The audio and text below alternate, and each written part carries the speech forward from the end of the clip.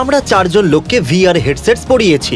যে সবার শেষে এটাকে খুলবে সে পাবে প্রতি ঘন্টায় $1000 করে। তার মানে ক্রিস যদি 2 দিন ধরে ভিআর হেডসেট পরে থাকে আর জিতে যায় তাহলে ও পাবে $48,000, কারণ ঘন্টার হিসেবে 48 ঘন্টা মানে $48,000। দেখো দেখো ওকে দেখো। হেডসেট খুলে ফেলো। না। প্রথম গেম হলো বিট সেভার। তোমরা এটা 1 ঘন্টা ধরে খেলবে। সবাই মজা করো। ঠিক আছে, আচ্ছা আমি কি করি? তুমি মিস্টার বিস্ট সং প্লে করো।